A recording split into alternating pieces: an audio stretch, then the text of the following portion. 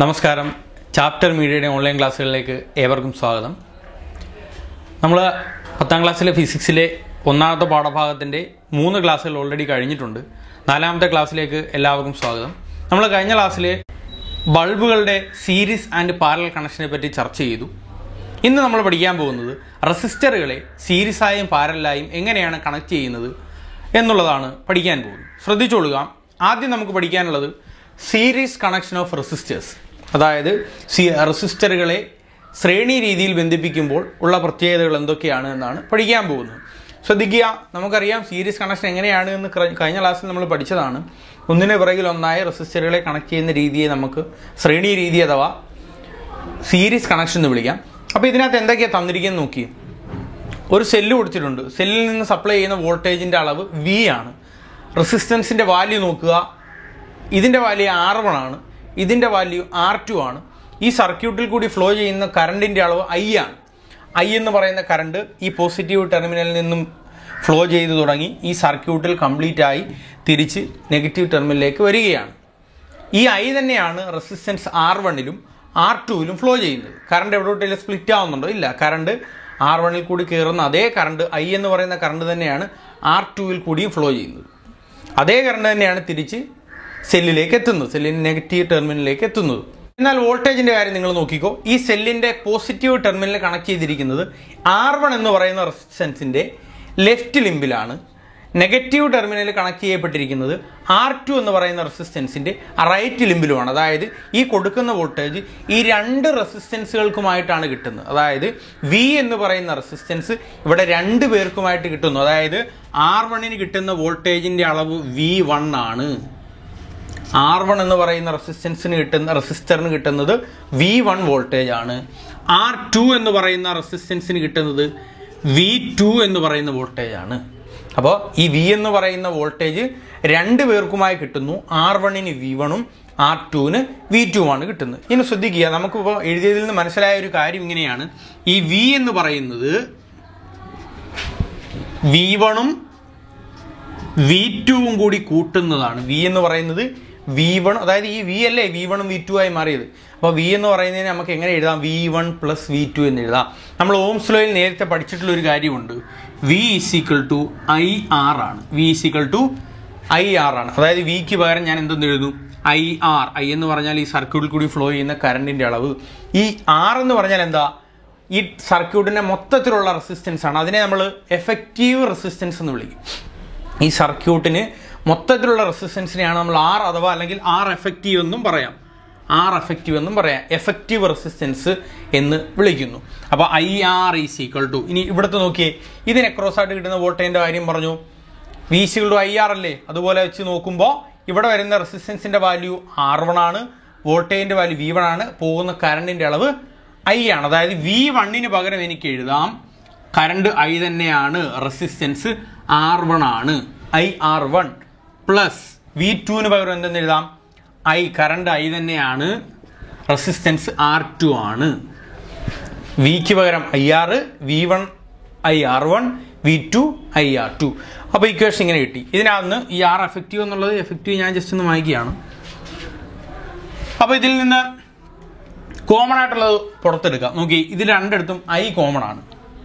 IR = I × R1 + R2 ഉണ്ടല്ലോ. അപ്പോൾ ഇവിടെ I ഉണ്ട്, ഇവിടെയും I ഉണ്ട്. അപ്പോൾ ഈ രണ്ട് I തമ്മിൽ എന്തായി പോകുന്നു? ക്യാൻസൽ ചെയ്ത് പോകുന്നു. അപ്പോൾ ഇക്വേഷൻ ഇങ്ങനെയായി. R = R1 + R2. അതായത് R എഫക്റ്റീവ്, അതായത് ഈ സർക്യൂട്ടിൻ്റെ മൊത്തത്തിലുള്ള റെസിസ്റ്റൻസിനെയാണ് നമ്മൾ വലിയ R അഥവാ R എഫക്റ്റീവ് എന്ന് വിളിക്കുന്നത്. ഇക്വലൻ്റ് റെസിസ്റ്റൻസ് എന്നും പറയാറുണ്ട്. അപ്പോൾ R എഫക്റ്റീവ് എന്ന് പറയുന്നത് എന്താണ്? R1ഉം R2ഉം കൂടി കൂട്ടുന്നതാണ് എന്ന് മനസ്സിലാക്കുക. ശ്രേണി രീതിയിൽ അഥവാ നമ്മുടെ സീരീസ് കണക്ഷനിൽ റെസിസ്റ്റൻസുകളെ സീരീസായി കണക്ട് ചെയ്താൽ അവിടുത്തെ എഫക്റ്റീവ് റെസിസ്റ്റൻസിൻ്റെ ഇക്വേഷൻ എന്തായിരിക്കും എന്ന് മനസ്സിലാക്കുക. ആ തന്നിരിക്കുന്ന റെസിസ്റ്റൻസിൻ്റെ എല്ലാം കൂടെ വാല്യൂ എന്ത് ചെയ്യുക? ഡയറക്റ്റായി കൂട്ടിയാൽ മതി. അതായത് R = R1 + R2. ഇതിപ്പോൾ 2 റെസിസ്റ്റൻസ് ഉള്ള കാര്യമാണ് നമ്മൾ പറഞ്ഞത്. 3 എണ്ണം ഉണ്ടെങ്കിൽ എങ്ങനെ എഴുതാം?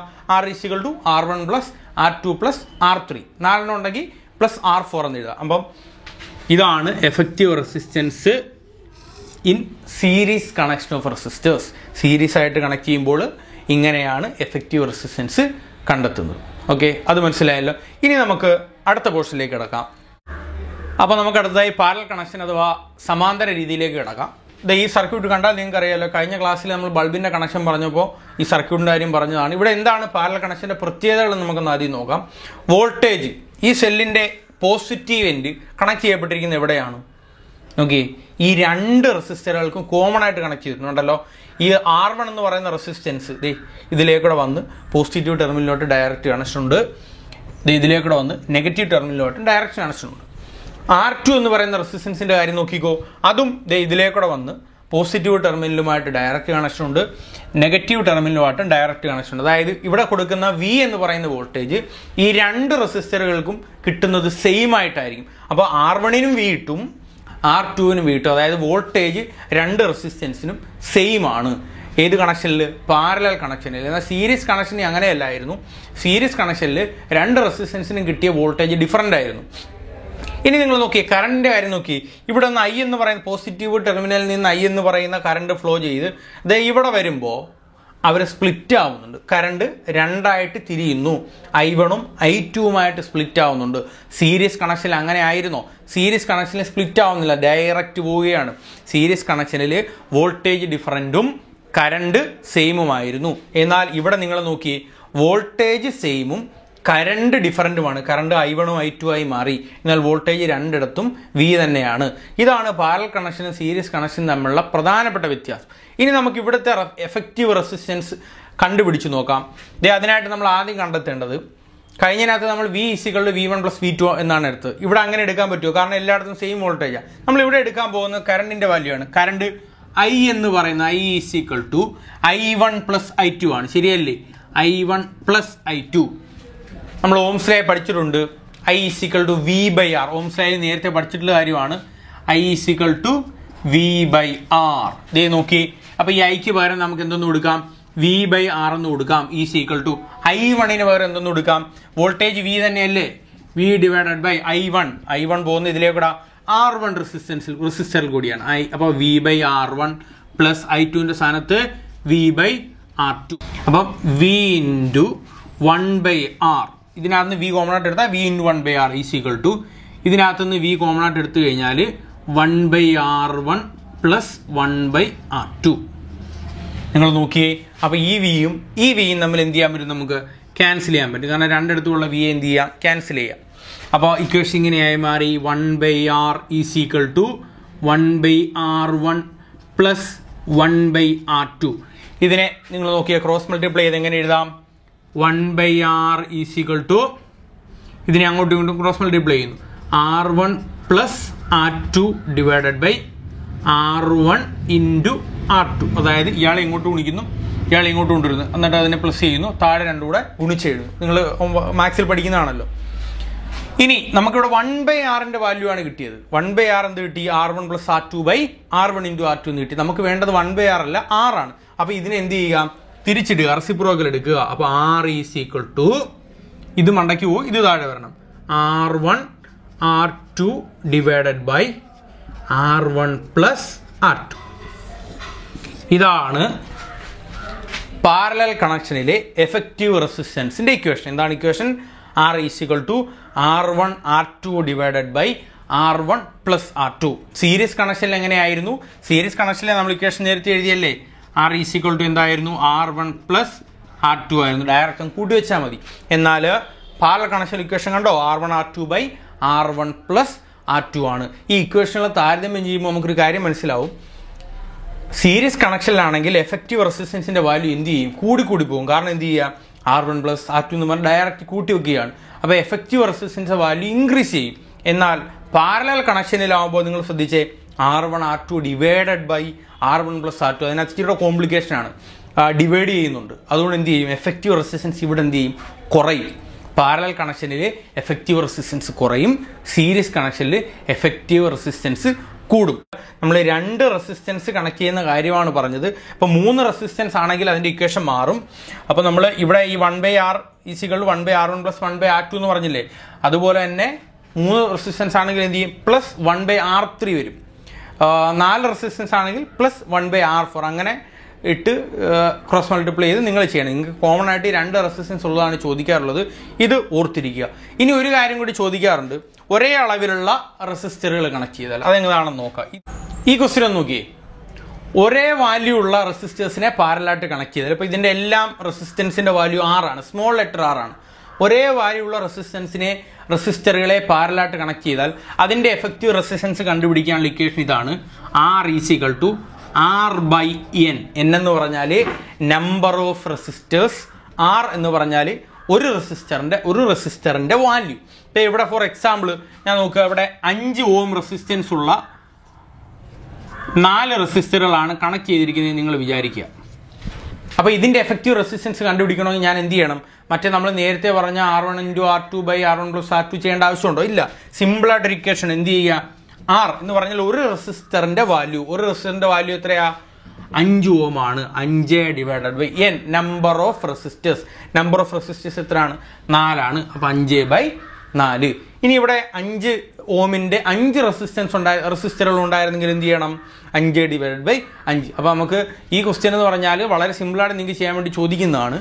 ഒരേ വാല്യൂ ഉള്ള റെസിസ്റ്ററുകളെ പാരലലായി കണക്ട് ചെയ്താൽ അവയുടെ എഫക്റ്റീവ് റെസിസ്റ്റൻസ് കണ്ടുപിടിക്കാനുള്ള ഇക്വേഷൻ എന്ന് പറയുന്നത് R = r/N ആണ്. സ്മോൾ r എന്ന് പറഞ്ഞാൽ ഒരു റെസിസ്റ്റൻസിൻ്റെ വാല്യൂ ആണ്. N എന്ന് പറഞ്ഞാൽ നമ്പർ ഓഫ് റെസിസ്റ്റേഴ്സ് ആണ്. ഇത് ഡയറക്റ്റായി സിമ്പിളായിട്ട് നിങ്ങൾക്ക് കണ്ടുപിടിക്കാവുന്നതാണ്. ഓക്കെ, അത് മനസ്സിലായല്ലോ. ഇനി നമുക്ക് അടുത്ത പോർഷനിലേക്ക് കിടക്കാം. ഇനി നമുക്ക് സീരീസ് കണക്ഷൻ്റെയും പാരലൽ കണക്ഷൻ്റെയും ഒരു കമ്പാരിസൺ നോക്കാം. നമുക്ക് ഒരു ടേബിളായിട്ട് നിങ്ങൾ ടെക്സ്റ്റിൽ കൊടുത്തിട്ടുണ്ട്, അത് നിങ്ങൾ ഫില്ല് ചെയ്തോണം നോക്കിയിട്ട്. സീരീസ് കണക്ഷനിൽ വോൾട്ടേജ് ഡിഫറൻ്റ് ആണ്. അതായത് നമ്മൾ കൊടുക്കുന്ന വോൾട്ടേജ് സ്പ്ലിറ്റായിട്ട് 2 റെസിസ്റ്റേഴ്സിനുമായിട്ട് പോവുകയാണ്. സീരീസ് കണക്ഷനിൽ വോൾട്ടേജ് ഡിഫറൻ്റ് ആണ്, എന്നാൽ പാരലൽ കണക്ഷനിൽ വോൾട്ടേജ് സെയിം ആണ്. നമ്മൾ കൊടുക്കുന്ന സെല്ലിൽ നിന്നുള്ള വോൾട്ടേജ് 2 റെസിസ്റ്ററിനും സെയിം ആയിട്ട് കിട്ടുന്നു. ഏതാണെങ്കിൽ പാരലാണെങ്കിൽ, സീരീസ് ആണെങ്കിൽ ഡിഫറൻ്റ് ആണ്. എന്നാൽ കറണ്ടോ? സീരീസ് കണക്ഷനിൽ കറണ്ട് സെയിം ആണ്. 2 റെസിസ്റ്ററിൽ കൂടിയും ഫ്ലോ ചെയ്യുന്ന കറണ്ട് എന്താണ്? സെയിം ആണ്.